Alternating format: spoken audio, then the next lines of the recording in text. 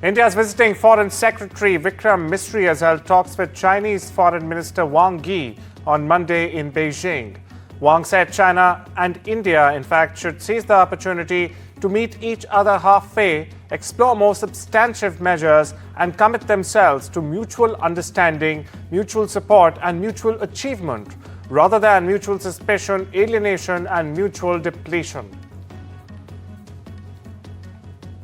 In a significant shift in U.S.-Colombia relations, the White House announced that President Donald Trump will suspend previously threatened tariffs and sanctions against Colombia. Now, this comes after Colombia agreed to accept deported migrants from the U.S. U.S. Press Secretary Caroline Leavitt confirmed that Colombia had agreed to President Trump's terms, including the unconditional acceptance of illegal immigrants returned from the U.S. Initially, however, Trump had planned to impose 25% tariffs on Colombian goods and issue travel bans on officials after Colombia refused to allow U.S. deportation flights to land. However, the country has now agreed to in fact facilitate the return of citizens, including offering a presidential plane to ensure the humane treatment of the deportees. Hamas has announced it will release 6 hostages this week. Among the hostages to be freed is Arbil Yehud, a civilian whose case has been at the center of a diplomatic standoff that has in fact delayed the return of Gazans to northern areas. Over the weekend, Hamas released 4 Israeli soldiers but withheld Yehud, prompting Israel to accuse the group of breaching the terms of the ceasefire deal. Under the agreement, the militant group was expected to release civilians first in the exchange for Palestinian prisoners. The Israeli army has killed at least 22 people in southern Lebanon on the day its forces were due to withdraw under the ceasefire deal. Now, this is according to health officials, the Gaza health officials. In a statement, Lebanon's Ministry of Public Health said on Sunday that at least 124 people were also wounded as the Israeli army opened fire and people tried to return to their homes. Palestinians waited for their cars early on Monday to cross into northern Gaza for the first time in more than 15 months. This as hundreds also crossed over by foot. A long line of vehicles carrying the few belongings families still have with them were seen along the Salah ad-Din street in South Wadi, Gaza. Now, thousands of Palestinians headed north after waiting for days to cross. The opening was delayed for 2 days over a dispute between Hamas and Israel, which said the militant group had changed, in fact, the order of the hostages it released in exchange for hundreds of Palestinian prisoners. Rwanda-backed rebels claim they have captured Eastern Democratic Republic of Congo's largest city, Goma, as United Nations described a quote-unquote mass panic among its 2 million people, and Congo's government say the rebel advance was a declaration of war. Footage filmed late on Sunday showed flashes of light in the night sky as well as the sound of gunfire. The M23 rebels announced the city's capture in a statement minutes before the 48-hour deadline expired that had been imposed by the group for the Congolese army, in fact, to surrender all their weapons. South Korean President Yoon Suk-yeol was indicted on insurrection allegations. It's the first time a sitting president has in fact faced criminal charges in the country. Yoon had been under investigation and detained, in fact, over his botched December attempt to impose martial law, plunging the country into political chaos. He has been suspended from office while a court, in fact, mulls whether to remove him permanently. Throughout the crisis, Yoon has been outspoken in his opposition to the probe, and his approval rating, which was at rock bottom, has somewhat rebounded since his arrest. Not unlike another world leader, Yoon has the example of Trump, who has been very vocal throughout his legal travails, some experts argue. Turkey has arrested 15 people, including the owner and management of the Grand Cartel Hotel, following a fire at the ski resort that killed 78 people earlier this week. Now, the blaze, which started in the hotel's restaurant at around 3:30 a.m. local time, forced panicked guests to jump from windows. State media is reporting that judicial proceedings are ongoing for the deputy mayor of Bolu province and the local fire chief. Meanwhile, independent experts revealed that the 12-story hotel lacked basic fire safety measures. Turkey's President Erdogan has vowed to hold all responsible parties accountable, while the hotel's management has promised full cooperation. The incident has reignited calls for stricter safety regulations across the country.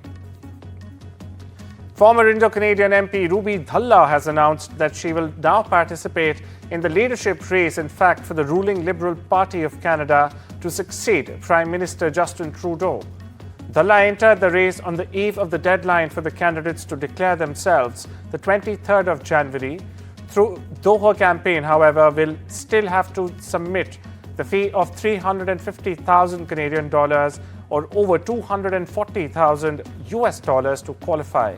Dhalla was first, in fact, elected to the House of Commons in 2004 from the erstwhile riding of Brampton-Springdale. She was re-elected in 2006 and 2008, but lost in 2011 and opted not to contest in 2015 when the Liberals came into power with a thumping majority.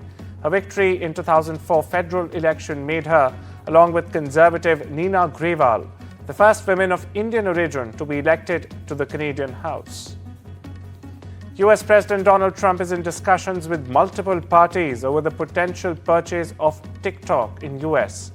Speaking on board Air Force One, Trump said a decision on the app's future will likely come within 30 days. According to sources, the White House is negotiating a deal involving software giant Oracle and a group of US investors to take control of TikTok's operations. Under the proposed arrangement, ByteDance, TikTok's China-based owner, would retain a stake while Oracle would oversee data collection and software updates. Trump emphasized the significant interest in TikTok, but made no mention of specific buyers. The plan is part of the administration's efforts to address national security concerns surrounding the popular app. Colombian Foreign Minister Luis Gilberto Murillo has said his country would receive returning Colombian nationals who were deported from the United States. He told journalists in Bogota on Sunday that Colombia would ensure they would be treated with quote-unquote dignity. Murillo spoke in the capital after the White House claimed victory in a showdown with Colombia over accepting flights of deported migrants from the U.S. on Sunday. Now, the flights were accepted hours after President Donald Trump threatened steep tariffs on imports as well as other sanctions on the longtime U.S. partner. Meanwhile, Elon Musk has asked a Texas federal judge to dismiss a class action lawsuit accusing him of defrauding voters with a $1 million a day giveaway. The plaintiffs claim Musk and his Political Action Committee, or the America PAC, misled voters into signing a petition in support of the U.S. Constitution. Musk argued that participants were told they could earn the $1 million by becoming America PAC spokespeople rather than winning it randomly. He insisted that the giveaway did not qualify as a lottery under Texas law. Members of the Haitian community in Ohio's Springfield are turning to their faith in the wake of President Donald Trump's crackdown on migration.